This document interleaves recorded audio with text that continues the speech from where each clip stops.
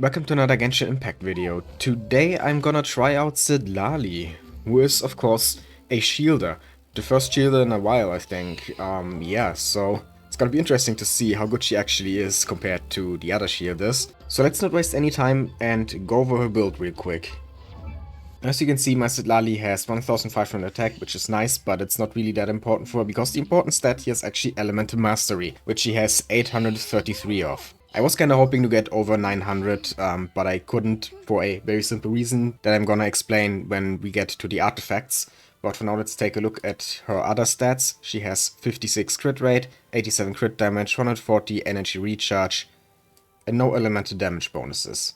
The weapon I'm using on her is the R5 Wandering Even Star. I had this lying around for a long time, actually since the first banner that this was ever on, because I rolled there for, I think, the 5-star weapon. I don't know which one it was. Might have been Nilu's weapon. And there was also Xilphos Moonlight on that banner, I remember that. And I really wanted to R5 the Xilphos Moonlight, but only got R4, but I got R5 of the Even Star. And yeah, like I said, it was just lying around, no one was using it. But now I finally have a character who can make good use of it, because it's actually a pretty decent weapon for Citlali, since it has Elemental Mastery and also some support capabilities in its passive. It basically gives attack to the entire team, scaling of the wielder's Elemental Mastery. So if you have an attack scaling DPS in your team, then this is actually a very good weapon to put on your support. For the artifacts, I'm using the Scroll of the Heroes in the City. I mean, it's just a no-brainer, right? With Natlan characters, you either use Obsidian Codex when they're DPS or Cinder City when they're a support. These sets are just so good that it's hard to justify using anything else. And of course, I try to get as much Elemental Mastery as possible, but I sadly couldn't get a feather with more than this amount of Elemental Mastery. It's just a single roll.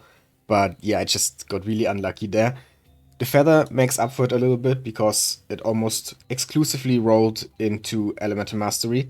Just one crit rate roll, which is fine. Overall, this is probably my best artifact I have on her. Then of course I'm using an EM Sense, an EM Goblet, and sadly not an EM Circlet, but a crit rate Circlet. Not because I want to, but because I literally don't have a choice, because I wasn't able to get either an EM Circlet or EM Goblet on the Cinder City set.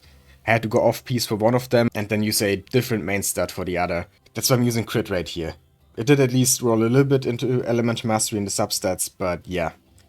It's not optimal, needless to say.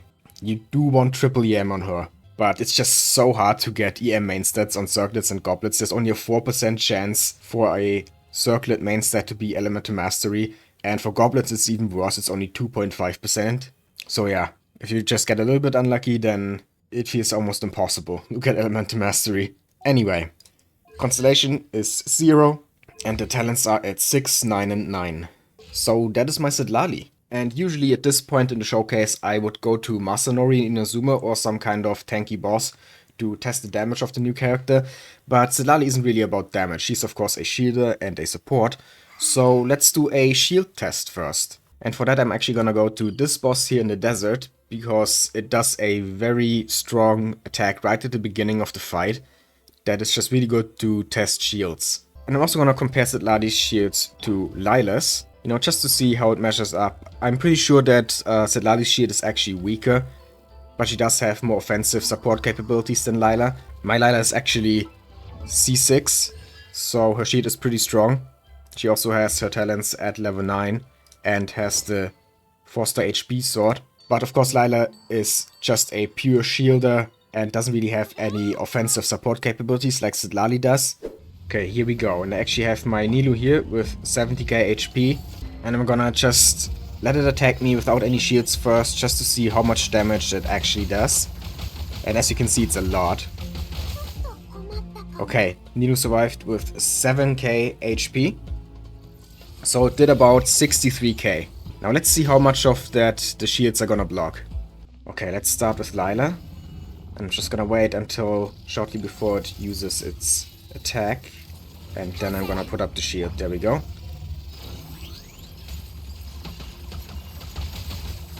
Okay, it broke. How much HP are we gonna have left at the end? 23k. Okay, not bad. Really not bad. So that means it blocked around 16k. Now let's see how Citlali's shield measures up to that. Okay, it already broke. Definitely faster than Layla's. Survived with 17k, so that's about 10k absorption. Also, not bad.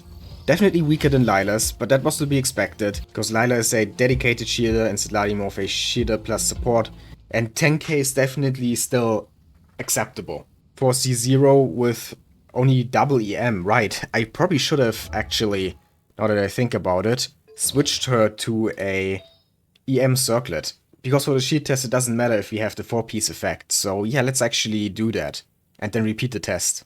So here we go, now she has an Elemental Mastery circlet, and that puts her at 971 Elemental Mastery. Okay, here we go again. Come on, hit me.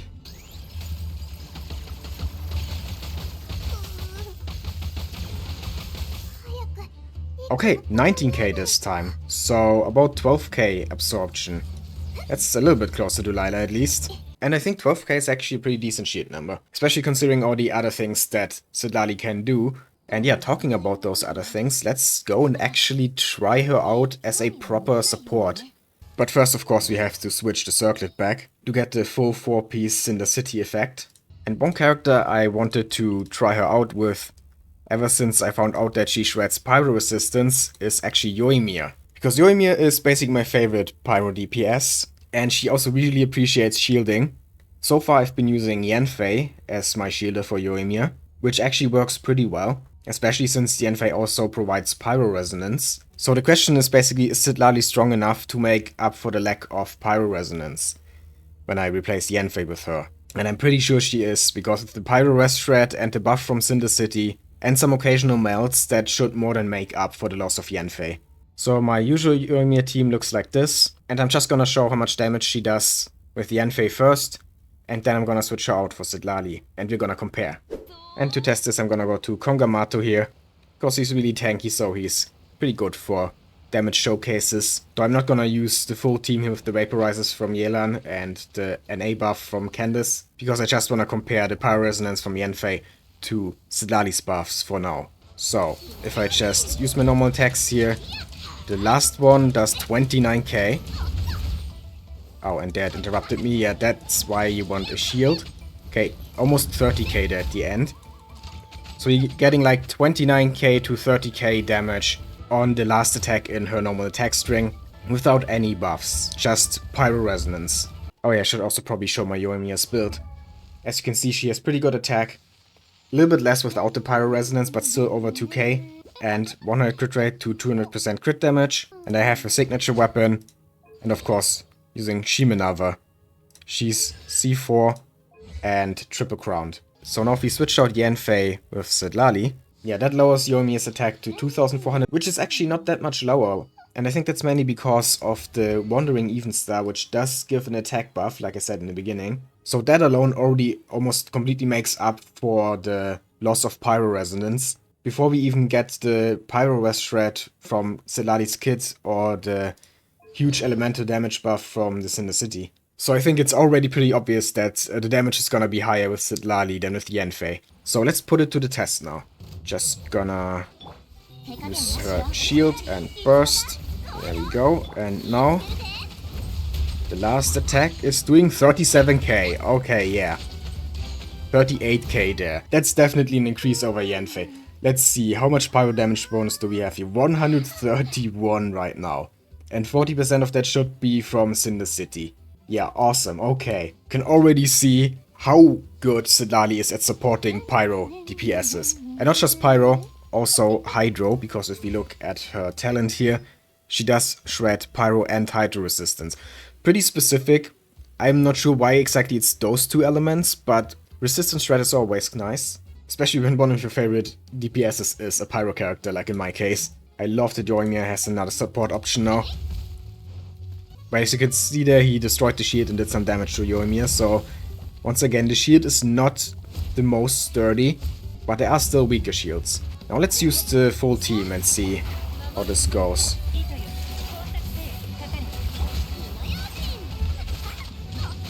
And it's already destroyed again.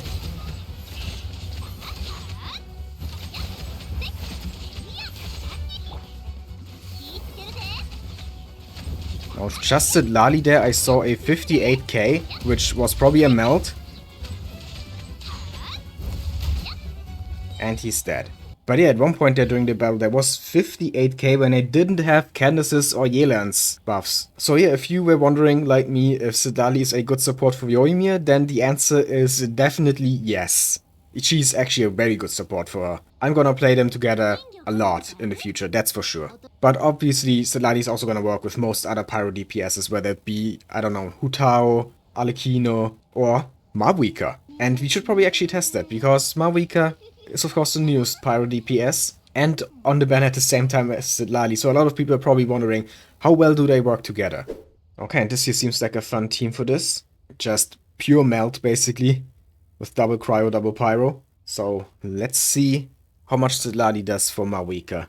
And by the way, if you want to know my Mavuika build, then you should check out my previous Genshin video, where I actually go over her build and try her out for the first time. Now before I actually use Citlali here, you of course have to take a look at what my Mavuika does without her. So, as you can see, pretty consistent 11k. With the charge attacks, 15k there on the final hit. So let's actually put Goba here to apply Pyro, because that makes it easier to trigger the city buff. Which we should have now. Let's see. Yeah, 40% Pyro damage bonus, perfect. Let's also use her burst. And then we're doing 40k there, 15k without the melt. The melts are doing like 30 to 40, and the non-melts are doing 16k, which is an increase of about 5k, so really not bad. Now let's do a run where I actually just try to kill this thing as fast as possible and use the full team. I'm just gonna do this and this. And put up Rosaria's burst, and now we do this and use Mavuika burst. That was 140k there, 40k, 41k, 42k, yeah, the charge attacks are doing really good damage. 91k there. 25k on the last one. Still doing very good damage. Let's reset up the shield and everything else. And burst again, and that should do the trick. Almost. There we go. Yeah, okay, that was pretty good. And also a lot of fun. I like this team. I mean, of course, I could put some more actual, like, buffers in there to increase Mavuika's damage even more. Like, for example, in a Nemo unit for swirls and stuff like that. But I just thought, wouldn't it be kind of fun to just go, like, full melt, just Pyro and Cryo. And yeah, it actually is fun. I can recommend this. And yeah, the damage is also definitely good enough to be viable. Even in Abyss, probably. Also, as you could see, I got Mavuika's burst back pretty fast. So yeah, Citlali definitely helps a lot with that as well. Anyway, there's now one last thing I want to test, and that is just Citlali's personal damage. How much is she actually doing with her stuff? And yeah, let's apply Pyro here to try to melt her burst, actually. And let's see. 62! Wait, that's actually not bad. Wow, okay. Let's do this now. Let's see her coordinated attacks, 1,400, 4,200. Okay, so the off-field attacks, they don't really do that much, but they do pretty consistently apply cryo, it seems. Enough to get a decent amount of melts. Okay, now I want to know, how much does the burst do if I don't melt it?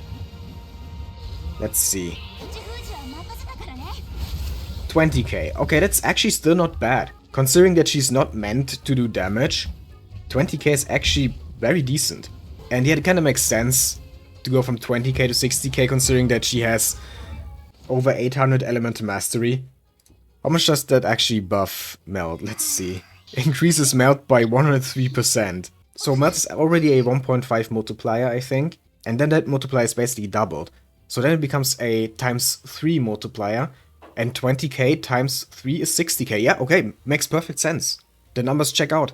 So it might actually be interesting to build a DPS Citlali at some point. That might have some potential. Obviously, she's not going to be meta as a DPS, but it could be like a fun meme build to try out at some point. Maybe I'll do that in another video. So in conclusion, while her shield may not be the strongest, she definitely more than makes up for it with her support capabilities for specifically Pyro DPSs and also Hydro DPSs. I only tested Pyro in this video, but of course you can also use Hydro DPSs with her, like Nuvelet for example, especially a C0 Nuvelet who appreciates some interruption resistance, which Citlali can also provide with her shield. And actually I didn't even think about it, but in my Yoimiya team, where I actually am using Candace and Yelan, Yelan's burst is actually gonna do more damage, thanks to Citlali shredding Hydro resistance. So yeah, overall she's just a really good support, with a decent but not overly strong shield. And yeah, that concludes my showcase. I hope you enjoyed. If you did, please leave a like, comment, and subscribe for more Genshin Impact and other gacha content. I'd really appreciate it. And yeah, have a nice day.